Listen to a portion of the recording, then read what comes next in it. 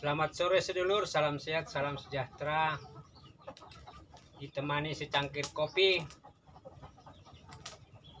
udara mendung dari mulai pagi, tapi kita masih bisa beraktivitas seperti biasa. Ya, meskipun tadi setengah hari kita memanfaatkan waktu untuk kesibukan luar. Para sedulur semua, dimanapun berada, pertama saya mengucapkan terima kasih atas seluruh support, dukungan, koreksi, masukan, dan juga semua hingga channel ini masih konsisten hadir di hadapan para sedulur. Ini sharing motivasi, sharing wirausaha. Jadi kegiatan budidaya ayam itu adalah kegiatan wirausaha sama seperti kegiatan usaha mikro kecil lain, ya, dari beragam jenis yang hadir ya di lingkungan kita, baik mulai dari pelataran rumah, ya, kemudian warung tenda di pinggiran jalan, kemudian warung, ya, dan kemudian pasar. Ruang-ruang usaha mikro kecil itu adalah ruang membentuk karakter yang produktif. Meskipun sumber daya alam kita kaya, ya, tapi menurut penilaian karakter berprestasi kita masih kurang kuat dibandingkan ya generasi atau warga negara lain yang sumber daya alamnya maupun sumber daya potensi yang lainnya mereka miliki lebih minim dari kita. Nah, artinya kadang kita itu terlena dalam kemudahan dan juga dalam ketersediaan. Saya beberapa kali sudah mengatakan merubah karakter kita, merubah sikap mental kita, ambil selalu posisi dan situasi di mana kita serba terbatas, di mana kondisi kita selalu dalam kekurangan atau kelemahan.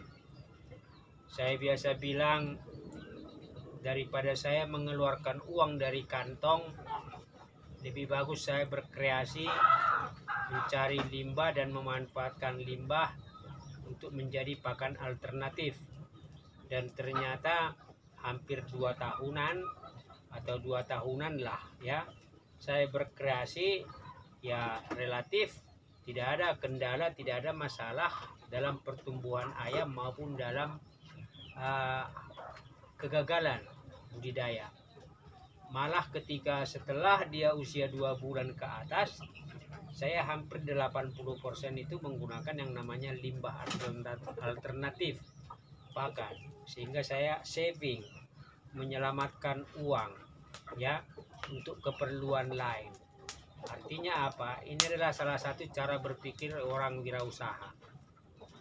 Bagaimana menekan biaya, bagaimana menahan uang untuk tidak dibelanjakan, lalu mencari komposisi bahan lain ya yang bisa akhirnya membuat biaya lebih rendah tanpa mengurangi kualitas, dan itu dilakukan oleh para pengusaha ya, pengusaha atau usahawan atau wirausaha mikro kecil.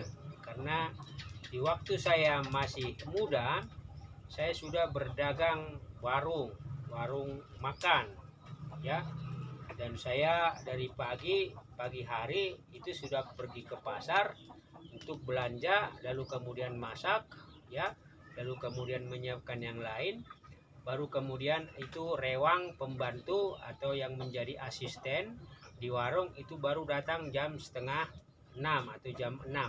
Nah, artinya apa?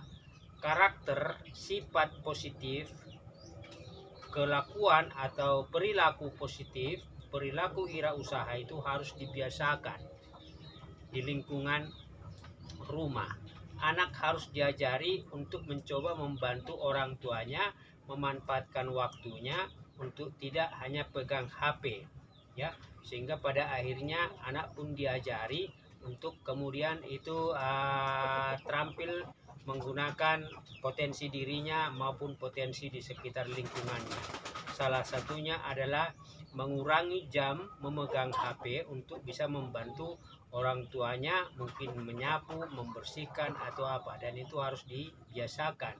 Karena saya pernah membaca dan mendengar berita, ya, membaca di berita WA, generasi Gen Z, milenial yang sudah lulus S1, ya, itu banyak yang di PHK setelah dipekerjakan hampir 6 bulan 1 tahun. Mengapa itu terjadi? Ya, satu, evaluasi sumber daya manusia oleh manajer SDM itu dipelajari dari keseharian perilaku dari itu pekerja muda yang relatif lulusan S1, itu mereka itu tidak punya daya problem solving, bagaimana memecahkan masalah, ya. Nah, budidaya ayam di sini saya memecahkan masalah, ya. Saya mencoba mendeteksi setiap risiko dan masalah, lalu saya cari solusinya. Yang pertama itu, jadi daya problem solvingnya itu rendah. Dua, kerjasama antar mitra, antar teman kurang. Jadi karena kebiasaan mereka itu meskipun kuliah atau lulus, tetapi kebiasaan itu they are alone, mereka sendiri kadang-kadang. Nah, mereka tidak belajar untuk bagaimana berorganisasi dalam lingkungan kampus, ya, atau berorganisasi di lingkungan kampung dalam kegiatan Karang Taruna. Jadi interaksi satu dengan yang lain, mungkin seumuran, mungkin di bawah umuran, mungkin di atas umuran, itu kurang. Jadi teamwork, membangun kerjasama, itu yang kedua. Yang ketiga, komunikasi. Komunikasi horizontal mungkin mereka bisa, ya, sesama yang cocok. Tetapi komunikasi vertikal mungkin ke atas, atau komunikasi diagonal mungkin lintas bidang, mereka tidak membiasakan diri. Waktu mulai mungkin di SMA, waktu mungkin itu kuliah, atau mungkin juga waktu mereka sudah mulai kerja. Ini kelemahan ketiga yang dideteksi, yaitu apa? Komunikasi. Jadi komunikasi itu mereka tidak punya, ya, yang efektif, ya. Sekedar ngomong mungkin bisa, tetapi bagaimana mengutarakan ide, bagaimana memberikan saran, masukan, dan kemudian juga ide inovatif kreatif di dalam sebuah grup, dalam sebuah kelompok, mungkin kelompok kecil, apalagi kelompok besar, mereka tidak punya keberanian untuk mengatakan. Nah, padahal tiga kemampuan ini, interpersonal skill ini, kecakapan interpersonal ini, itu sangat dibutuhkan dalam membangun yang namanya jati diri. Jadi yang pertama tadi itu daya problem solving, kedua itu teamwork, mereka kurang, yang ketiga komunikasi, mereka kurang. Nah, saya sudah mendatangkan juragan ayam ke sini, lalu kita berdiskusi. Para pelaga sudah datang ke sini melihat ayam. Bagaimana cara saya untuk mereka tanya bagaimana cara saya membesarkan ayam, pakannya apa, dan itu menjadi masukan, ya. Jadi itu tadi. Yang ketiga itu adalah bagaimana mereka tidak punya kemampuan komunikasi, baik itu yang sifatnya vertikal maupun diagonal. Kalau horizontal ya sesama mungkin masih bisa. Yang keempat itu adalah daya tahan. Daya tahan untuk bekerja.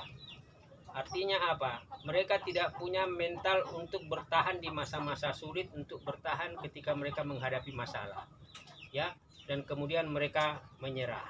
Padahal ini menjadi salah satu contoh yang membuat mereka itu bisa lebih, ya, kuat dalam mengelola organisasi, dalam mengelola kelompok, ya, merangkul yang lain ketika dia punya daya tahan untuk bisa komunikasi, bekerja sama, dan kemudian itu memiliki kemampuan problem solving, ya.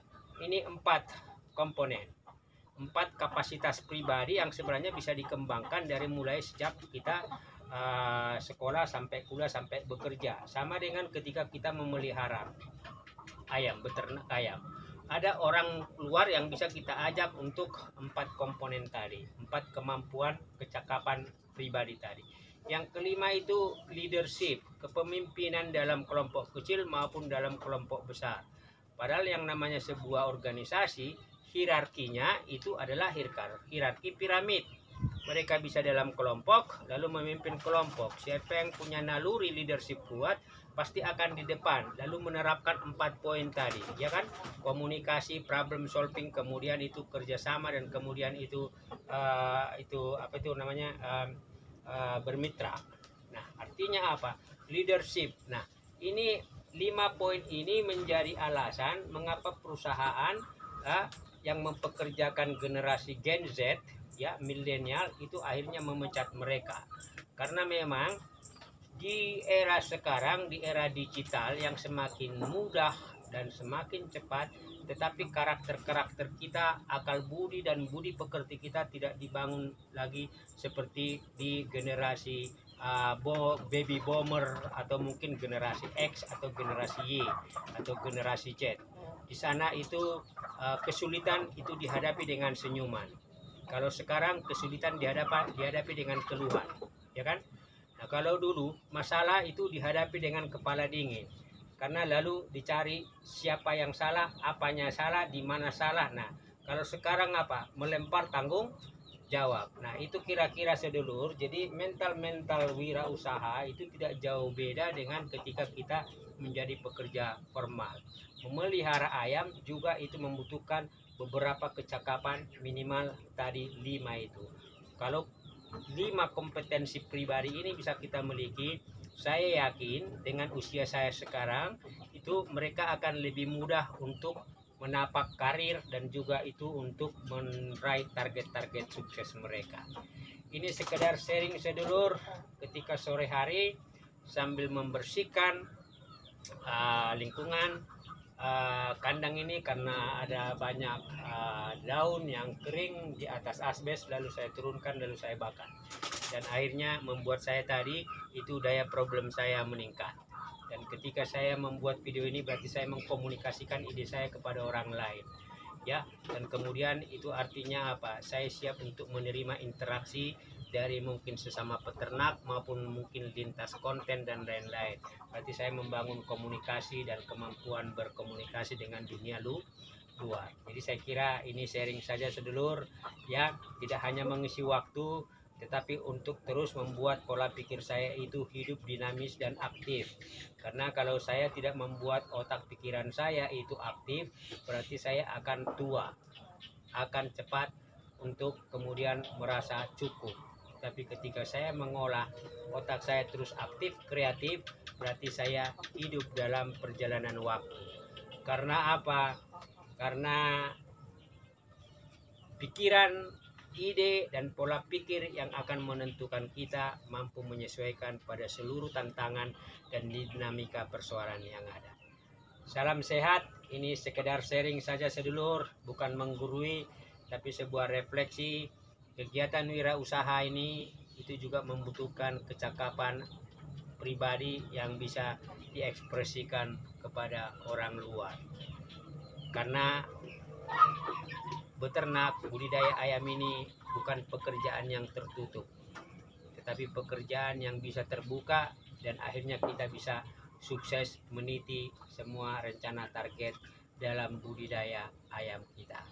Sehat buat sedulur semua dimanapun berada, salam sukses dan sehat bersama keluarga, rezekinya semakin dimudahkan dan ditambahkan, terus berkreasi, semangat dalam meniti seluruh rencana-rencana hidup para sedulur.